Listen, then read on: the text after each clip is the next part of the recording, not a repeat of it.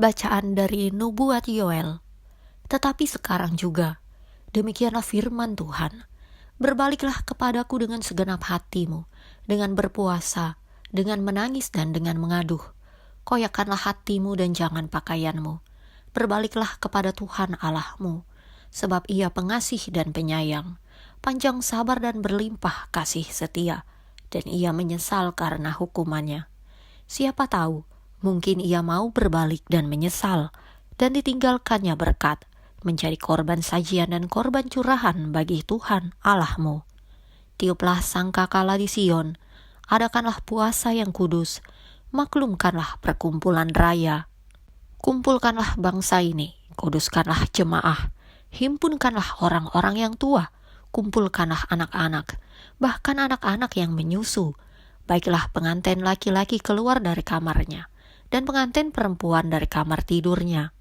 Baiklah para imam, pelayan-pelayan Tuhan, menangis di antara balai depan dan mezbah, dan berkata, sayangilah ya Tuhan umat-Mu, dan janganlah biarkan milik-Mu sendiri menjadi celah, sehingga bangsa-bangsa menyindir kepada mereka.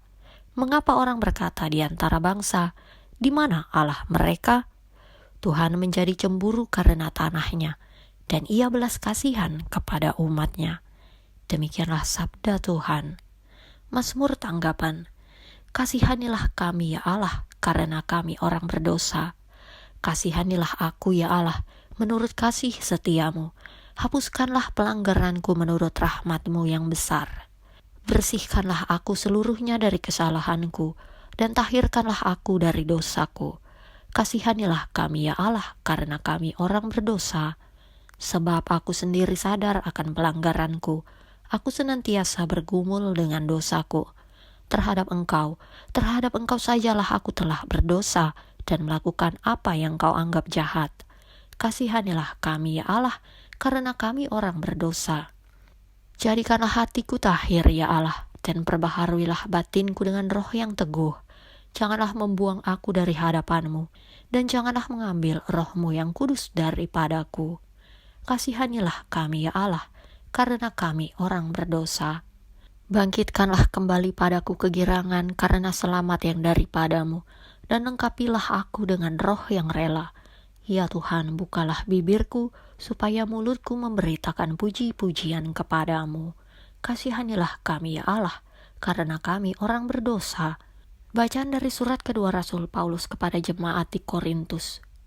Jadi kami ini adalah utusan-utusan Kristus, seakan-akan Allah menasehati kamu dengan perantaraan kami. Dalam nama Kristus, kami meminta kepadamu, berilah dirimu didamaikan dengan Allah. Dialah yang tidak mengenal dosa telah dibuatnya menjadi dosa karena kita, supaya dalam Dia kita dibenarkan oleh Allah.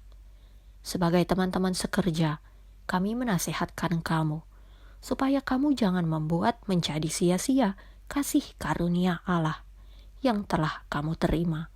Sebab Allah berfirman, pada waktu aku berkenan, aku akan mendengarkan engkau, dan pada hari aku menyelamatkan, aku akan menolong engkau. Sesungguhnya, waktu ini adalah waktu perkenanan itu. Sesungguhnya, hari ini adalah hari penyelamatan itu. Demikianlah sabda Tuhan.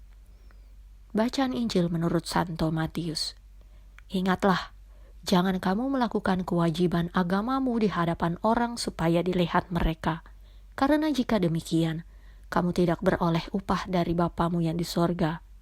Jadi apabila engkau memberi sedekah, janganlah engkau mencanangkan hal itu, seperti yang dilakukan orang munafik di rumah-rumah ibadat dan di lorong-lorong, supaya mereka dipuji orang. Aku berkata kepadamu, sesungguhnya mereka sudah mendapat upahnya. Tetapi jika engkau memberi sedekah, janganlah diketahui tangan kirimu apa yang diperbuat tangan kananmu. Hendaklah sedekahmu itu diberikan dengan tersembunyi, maka Bapamu yang melihat yang tersembunyi akan membalasnya kepadamu. Dan apabila kamu berdoa, janganlah berdoa seperti orang munafik. Mereka suka mengucapkan doanya dengan berdiri dalam rumah-rumah ibadat dan pada tikungan-tikungan jalan raya, supaya mereka dilihat orang. Aku berkata kepadamu, sesungguhnya mereka sudah mendapat upahnya. Tetapi jika engkau berdoa, Masuklah ke dalam kamarmu, tutuplah pintu dan berdoalah kepada Bapamu yang ada di tempat tersembunyi. Maka Bapamu yang melihat yang tersembunyi akan membalasnya kepadamu. Dan apabila kamu berpuasa, janganlah muram mukamu seperti orang munafik. Mereka mengubah air mukanya, supaya orang melihat bahwa mereka sedang berpuasa. Aku berkata kepadamu, sesungguhnya mereka sudah mendapat upahnya. Tetapi apabila engkau berpuasa, minyakilah kepalamu dan cucilah mukamu, supaya jangan dilihat oleh orang bahwa engkau sedang berpuasa, melainkan hanya oleh Bapamu yang ada di tempat tersembunyi. Maka Bapamu yang melihat yang tersembunyi akan membalasnya kepadamu. Demikianlah Injil Tuhan.